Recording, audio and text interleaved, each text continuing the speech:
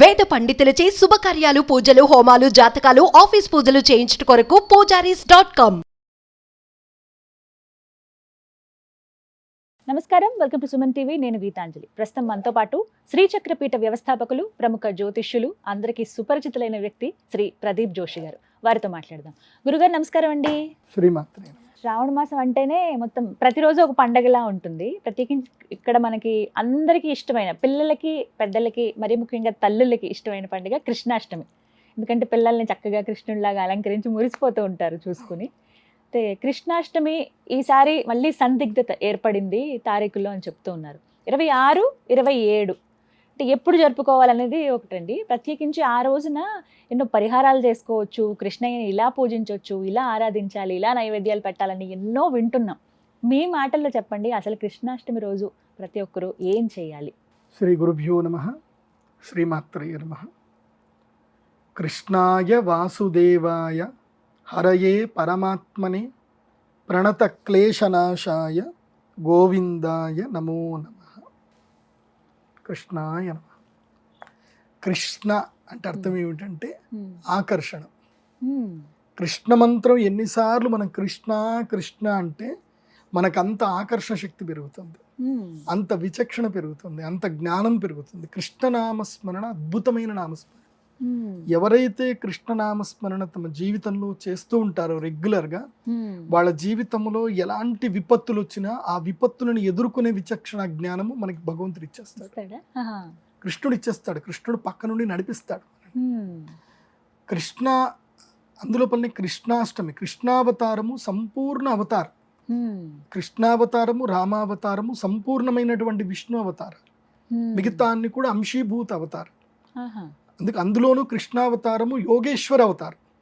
అంటే అందులో రిస్ట్రిక్టెడ్ లేదు. కృష్ణుడు ఎన్ని రకాల అంటే అన్ని రకాల మానవుల్లో ఉన్నటువంటి అన్ని కులాల వారికి, అంటే అన్ని రకాల వృత్తుల వారికి ఆయన మార్గనిర్దేశం చూపించాడు కృష్ణావతారం.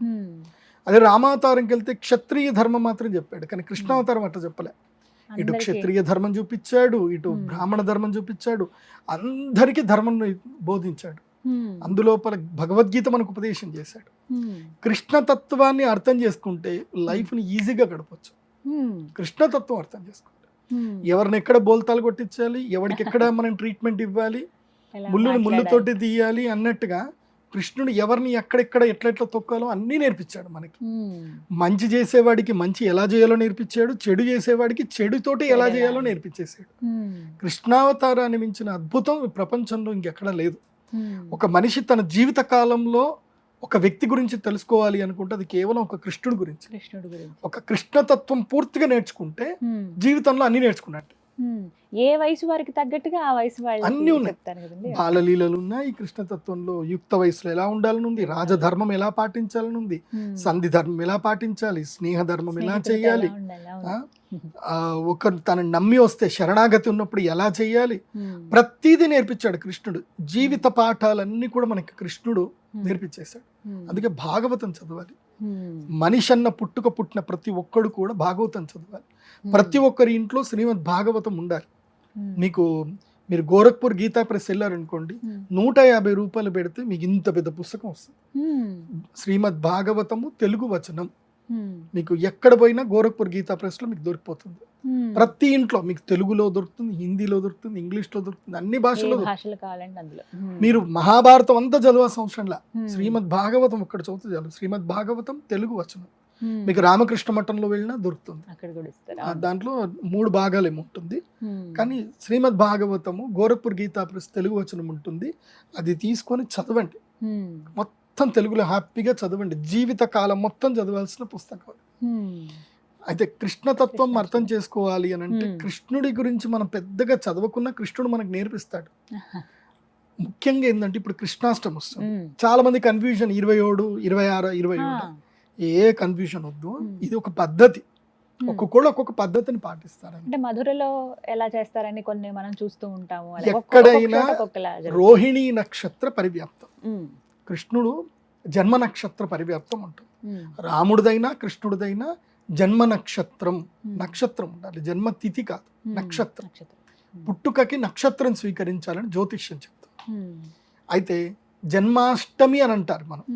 సో జన్మాష్టమి, అష్టమి తిథి రోహిణి నక్షత్రం కలిసి ఎప్పుడైతే వస్తుందో అది ముఖ్యంగా కృష్ణుడు పుట్టినటువంటి సమయం. కృష్ణుడు ఎప్పుడు పుట్టాడు అనేది ఏంటంటే రాత్రిపూట పుట్టాడు. రాత్రిపూట ఆయన దేవకీ వసుదేవులకు చెరసాల్లో పుట్టాడు. ఆయన రాత్రి సమయములో జన్మించాడు. అంటే రోహిణి నక్షత్రము రాత్రి పరివ్యాప్తం ఉండాలి, అష్టమి కూడా రాత్రి పరివ్యాప్తం ఉండాలి.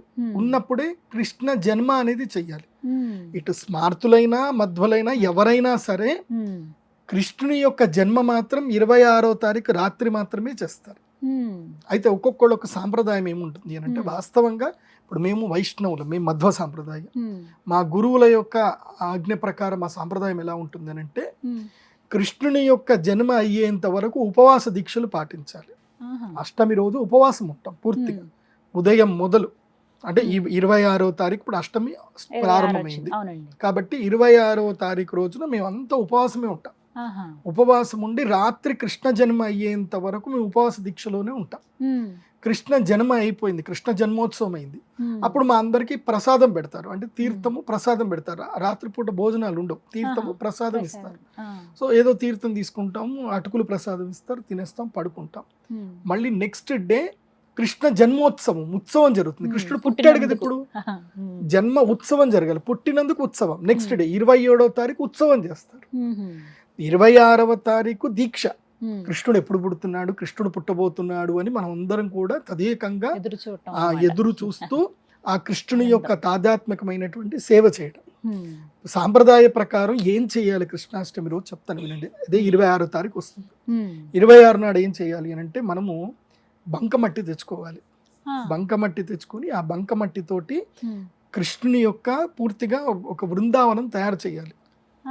గేదెలు అంటే ఆవులు ఉన్నాయి కదా, ఆవులను తయారు చేయాలి, ఆవుల యొక్క నీళ్ల తొట్టి తయారు చేయాలి. అలాగే కృష్ణుడు అక్కడ పుట్టబోతున్నాడు, చిన్ని కృష్ణుడిని తయారు చేయాలి. ఒక వటపత్రం తీసుకోవాలి, ఆ వటపత్రం మీద కృష్ణుడిని పడుకోబెట్టాలి, దేవకి వసుదేవులు అక్కడే ఉన్నట్టుగా. తర్వాత బృందావనంలో ఉండే గోపికలందరూ ఇలా తయారు చేయాలి. అంటే అదొక అట్మాస్ఫియర్ తయారు చేయాలి. వాస్తవంగా ఈ అట్మాస్ఫియర్ చూసి వేరే మతం వాళ్ళు వాళ్ళ పండుగని వాళ్ళు డిజైన్ చేయడం స్టార్ట్ చేశారు. మునుపటి సాంప్రదాయం ఏంటంటే, కృష్ణాష్టమి రోజున దైవ సేవ ఎలా అంటే బృందావనం ఇలా ఉంటుంది అని తయారు చేసుకునేవాళ్ళు. మేము కూడా చేసేవాళ్ళం. మా యొక్క మఠం లోపల, మా మఠంలో ఏం చేసామంటే అన్ని మట్టితో తయారు చేసుకోవాలి. తయారు చేసుకొని అవన్నీ పెట్టి కృష్ణుడు ఇలా ఉన్నాడు, కృష్ణుడు పుట్టే సమయంలో ఇలా ఇలా జరిగింది అని చెప్పి అక్కడ శేషదేవుడు, తర్వాత వసుదేవుడు తలపైన కృష్ణుని మోసుకొని తీసుకొని వెళుతున్నట్టు, యమునా నది తీరం దాటుతున్నట్టు, ఇలా ఆ కృష్ణ జన్మ ఎలా జరిగింది అనేది మనం మళ్ళీ రీకాల్ చేసుకోవాలి. ఎందుకోసం అంటే జనరేషన్స్కి అది ఫార్వర్డ్ అవ్వాలంటే రీకాల్ చేయాలి. సో అలా కృష్ణుని యొక్క తయారు చేసుకొని, ఒకవేళ చేయలేకపోయినా సరే రాత్రికి ఏం చేయాలంటే, ఉదయం నుంచి సాయంత్రం వరకు ఉపవాస దీక్షలో ఉండాలి. అంటే 26వ తారీఖు ఉపవాస దీక్షలో ఉండాలి. ఉపవాస దీక్షలో ఉండి 26వ తారీఖు రోజున రాత్రి 11 గంటల నుంచి 12:30 సమయం లోపల, అంటే అప్పటికి అంతా సిద్ధం చేసుకోవాలి. మామూలుగా మనం సత్యనారాయణ వ్రతం చేసుకున్నప్పుడు ఎట్లాగైతే పీఠని ఎలా సర్దుకుంటామో అలాగే పీఠ అంతా పెట్టుకోవాలి. నవగ్రహాలు, అష్టదిక్పాలకులు అన్నీ పెట్టుకోవాలి. ఒక ఉయ్యాల తయారు చేసుకోవాలి, ఒక ఉయ్యాల. ఆ ఉయ్యాల లోపల ఈ యొక్క వెన్నముద్ద తింటున్న కృష్ణుడు ఫోటో ఉంటుంది కదా, చిన్న విగ్రహాలు ఉంటాయి కదా, పాకుతున్నట్టుగా. సో అంబాడుతున్న కృష్ణుడి విగ్రహాన్ని తీసుకోవాలి. ఆ కృష్ణుడి విగ్రహాన్ని అక్కడ ఉయ్యాల్లో పెట్టాలి. కృష్ణ జన్మం అవుతుండగా అందరూ కూడా శ్రీకృష్ణ జన్మమైందని కథ చెప్పుకోవాలి. కృష్ణుడి యొక్క కథ చెప్పాలి. ఎందుకు కృష్ణ యొక్క జన్మ అవతారం ఎందుకైంది, భూదేవి ఈ యొక్క రాక్షసుల యొక్క బాధ సహించలేనప్పుడు కృష్ణుడు భూలోకంలో అవతారం ఎత్తడానికి సాక్షాత్తు దేవతలందరూ వెళ్ళి ఆ యొక్క విష్ణు పరమాత్మని ప్రార్థిస్తే నేను అవతారం ఎత్తుతానని చెప్పడము, దేవకీ వసుదేవులకి ఆయన జన్మించడం అంటే అక్కడనే అవతరించడం. ఆయన సాక్షాత్తు 16 సంవత్సరాల పిల్లవాడిలాగా కనిపించి వాళ్ళకి అనుగ్రహించాడు. నేను మీ పిల్లవాడిగా పుట్టబోతున్నాను అని చెప్పి వాళ్ళకి దర్శనం ఇచ్చి అనుగ్రహించి ఆయన చిన్న పిల్లాడిగా మారిపోయాడు. అప్పుడు ఆయనని నెత్తి మీద పెట్టుకొని ఆయన చెప్తారు, నన్ను ఇక్కడి నుంచి తీసుకెళ్ళు, అక్కడ నా యొక్క కృష్ణాదేవి, నా మాయ, కృష్ణమాయ దుర్గాదేవి అక్కడ ఇది బృందావనంలో జన్మించింది కాబట్టి ఆమెను తీసుకొని వచ్చి ఇక్కడ నువ్వు పెట్టు, నన్ను ఇక్కడ నుంచి తీసుకెళ్ళని చెప్పాడు. సో ఎందుకోసం అంటే కంసుడి కూడా శాపం తలగాలి కదా, పాపం మూడాలి కదా, అసలు తీసుకురావాల్సిన అవసరం లేదు, కానీ భగవంతుడి యొక్క లీల అది. సో వసుదేవుడు కృష్ణుడిని నెత్తి మీద పెట్టుకొని ఆ సంసార సాగరం అనేటువంటి యమునా నదిని దాటుతూ ఉంటే కాలం అనేటువంటి యొక్క శేషదేవుడు పైన వర్షం నీళ్లు పడకుండా ఆయనని ఆపడము, ఆయన వెళ్ళడము, బృందావనంలో వెళ్ళి కృష్ణుడిని అక్కడ పడుకోబెట్టి మాయాదేవి అంటే దుర్గాదేవి ఆ కృష్ణమాయని తీసుకొని వచ్చి ఇక్కడ పెడితే కంసుడు వస్తాడు. కంసుడు వచ్చి ఆ యొక్క కంసుడు 8 మందిని చంపేద్దామని డిసైడ్ అయ్యాడు. అందులోపల 7 చనిపోయారు. ఈ 8వది దుర్గాదేవి. ఇది కూడా చిన్నపిల్ల కదా, చంపేద్దామని 2 కాళ్ళు పట్టుకొని గిరగిర తిప్పి గోడకేసి కొట్టబోయాడు. అందరిని అట్లాగే చంపాడు. సో ఈ గోడకేసి ఇట్లా కొట్టబోతే అక్కడి నుంచి ప్రత్యక్షమై దుర్గాదేవి గారు ప్రత్యక్షమయ్యి నీ మృత్యువు ఆల్రెడీ జన్మించింది, నీకు మృత్యువు ఆసన్నమవుతుంది, ఇక నీవు చనిపోతావు అని చెప్పి అమ్మవారు శపించేసి అక్కడి నుంచి అంతర్ధానం అయిపోతుంది. ఆ తర్వాత కంసుని యొక్క వధ కృష్ణుడు చేయడం జరుగుతుంది. ఇది కృష్ణ కథ. ఈ కథని ఆ రోజు అందరూ చెప్పుకోవాలి. చక్కగా చాగంటి కోటేశ్వరరావు గారు మంచి కథ చెప్తారు. ఆయన వీడియోలు పెట్టుకోండి. మంచి పండితులు అందరూ ఉన్నారు, వాళ్ళు చెప్పిన వీడియోలు పెట్టుకొని చక్కగా వినండి. విన్న తర్వాత ఏం చేయాలి, కృష్ణ యొక్క జన్మం జరుగుతుంది అని అందరూ కూడా శంఖమూదాలి, టంకానాదాలు చెయ్యాలి, సంబరాలు చేసుకోవాలి. కృష్ణుడు జన్మించాడు. కృష్ణుడు జన్మించిన తర్వాత ఒక శ్లోకం ఉంటుంది, తర్పణం వదిలే శ్లోకం ఉంటుంది. ఆ కృష్ణ జన్మ తర్పణ శ్లోకం అని కొడితే మనకి గూగుల్లో వచ్చేస్తుంది. ఆ తర్పణం వదిలేసి ఆ తర్వాత విష్ణు సహస్రనామం చదవాలి. తప్పకుండా విష్ణు సహస్రనామం చదవాలి. రాత్రి విష్ణు సహస్రనామం చదివి అందులోనూ భగవద్గీతలో 15వ అధ్యాయం తప్పకుండా చదవాలి. ఎందుకోసమంటే విశ్వరూప దర్శనం అదే కాబట్టి. ఊర్ధ్వమూల మదశాకం అశ్వత్థం ప్రాహురవ్యేయం చందాంసి యస్య పర్ణాని అని ఆ శ్లోకం ఏదైతే ఉందో ఆ యొక్క 15వ అధ్యాయం పూర్తిగా చదివి స్వామివారికి అటుకులు, పాలు బెల్లముతో నానబెట్టిన అటుకులు, తర్వాత పెరుగు అటుకులు. అటుకులు అంటే ఆయనకు చాలా ఇష్టం. ఎందుకోసమంటే సుధాముడి యొక్క కథ మనకు తెలుసు కాబట్టి. అలాగే మీరు ఏవైనా సరే ఆహార పదార్థాలు ఏమైనా చేస్తే అప్పుడు కృష్ణుడికి చెప్పన్ భోగ్ అంటారు. 56 రకాలైనటువంటి ఆహార పదార్థాలు స్వామివారికి నైవేద్యం పెడతారు. అది 26వ తారీఖు రాత్రి అయినా పెట్టొచ్చు, లేదా 27వ తారీఖు ఉత్సవం చేస్తూ పెట్టొచ్చు. అలా చేసి కృష్ణ జన్మోత్సవం చేయాలి. కృష్ణ జన్మోత్సవం చేసి నెక్స్ట్ డే అందరు హోళీ ఆడుకుంటారు. వాస్తవంగా కృష్ణ జన్మోత్సవం రోజు హోళీ కూడా ఆడతారు. తర్వాత అసలు యూత్ ఆడాల్సింది ఏంటంటే 26వ తారీఖు కానీ 27వ తారీఖు ఇది మీకు ఏది వీలైతే అది. దైవారాధనలో పెద్దగా ఏం రిస్ట్రిక్షన్స్ ఏంటో కాబట్టి కుండ పగలగొట్టడం, ఉట్టి పగలగొట్టాలి. వేడుకలాగా జరపాలి. ఉట్టి పగలగొట్టేటప్పుడు చాలా మంది ఒక తప్పు పని చేస్తారు. ఆ రోడ్ల మీద ఇష్టం వచ్చినట్టు చేస్తారు, కింద పడి కాళ్ళు చేతులు విరగొట్టుకుంటారు. ఉట్టి పగలగొట్టేటప్పుడు ఏంటంటే నీళ్లలో చేయాలి. వాస్తవంగా ఉట్టి పగలగొట్టడం ఏంటంటే నీళ్లలో చేయాలి. కనీసం 3-4 అడుగులు నీళ్లలో చేయాలి. పైనుంచి కింద పడ్డా ఎవరికి దెబ్బలు తాకవు. అది నీళ్ళలో చేయాలి. లేకపోతే కింద మొత్తం కూడా ఇది ఉల్క అంటే ఈ పొట్టు ఉంటుంది కదా, వరి పొట్టు. ఆ వరి పొట్టు చాలా పెద్దగా వేసుకొని చేయాలి, లేదా ఇసుకలో అయినా చేయాలి, మీరు బంకమట్టిలో అయినా చేయాలి. కింద పడి దెబ్బలు తాకించుకుంటారు. రోడ్ల మీద ఎక్కడ పడితే అక్కడ చేస్తారు. అరేంజ్మెంట్స్ కింద అంతా అరేంజ్మెంట్స్ అన్ని చేసుకొని తర్వాత చేయండి. అందరు కూడా ఉట్టి కొట్టే ఆనందంలో అది సెలబ్రేషన్ అయిపోయిన తర్వాత అందరు నవ్వుతూ ఉండాలి. ఎవరికో కాళ్ళ చేతులు విరిగే దెబ్బలు తాకే అన్నట్టు ఉండకూడదు. సో ఈ సంబరం అప్పుడు కృష్ణ భగవాన్ వారు నిర్వహించారండి, ఆయన కూడా చేశారు. అసలు ఎందుకు కొడతారు ఉట్టి కృష్ణాష్టమి అంటే? కృష్ణుడి యొక్క లీలలు తెలుసుకోవడానికి. అంతే. ఇప్పుడు కృష్ణుడు ఉట్టి పగలగొడుతున్నాడు, సరే వెన్న తీసుకుంటున్నాడు. వెన్న తీసుకోవడంలో అంతరార్థం చాలా ఉంది. ఊరికే కృష్ణుడు ఉట్టి పగలగొట్టలే, వెన్న పగలగొట్టలే. అక్కడ తను వెన్న దొంగతనం చేస్తున్నాడు సరే, కానీ ఆ వెన్న తీసుకుంటున్నాడు అంటే స్నేహితుల యొక్క సహకారం మొత్తం వచ్చింది. అందరూ ఒక్కొళ్ళు చేతులు భుజాలు పెట్టుకొని ఒక్కొళ్ళ మీద ఒక్కొళ్ళు ఎక్కి పైకి ఎక్కి తర్వాత వెళ్ళి ఆయన కృష్ణుడు తీసుకుంటున్నాడు. దీని లోపల అంతరార్థం ఏంటంటే హిందువులందరూ ఐకమత్యంగా ఉండాలి. మీ కులాల వారిగా హిందువులు విడిపోకూడదు. మీరందరూ సమైక్యంగా ఉండాలి. అలా ఉన్నప్పుడే మోక్షం అనేటువంటి వెన్న మీకు దొరుకుతుంది. కృష్ణుడికి ఎక్కలేకనా, నిచ్చెనేసుకొని ఎక్కొచ్చు కదా, అప్పుడు టెక్నాలజీ లేదా. సో ఎందుకు ఇది అని అంటే అలా ఉన్నప్పుడే ధర్మం అనేటువంటిది ఉన్నత స్థాయికి వెళుతుంది, ధర్మం రక్షింపబడుతుంది. ఆ విధంగా వెన్న అనేటువంటి మోక్షము అనేది మనకు అందరికీ దొరుకుతుంది. కృష్ణుడు ఒక్కడే తినలే కదా వెన్న, ఫ్రెండ్స్ అందరికి పంచిపెట్టాడు కదా. ఆయన మూతి కింద పూసుకున్నాడు, అందరి కింద పంచిపెట్టాడు. సో అందరూ కలిసి మోక్ష సాధన అనేటువంటిది అందరూ కలిసి చెయ్యాలి. నాకు నేనుగా ఇండివిజువల్గా మోక్షం సాధిస్తాను అంటే అది జరగదు. ధర్మ సంరక్షణ అనేది అందరూ కలిసి చెయ్యాలి. అక్కడ కులాలు చూడకూడదు. అక్కడ నువ్వు ఆ కులము, నిన్ను ముట్టను చెయ్యను అని ఉండదు.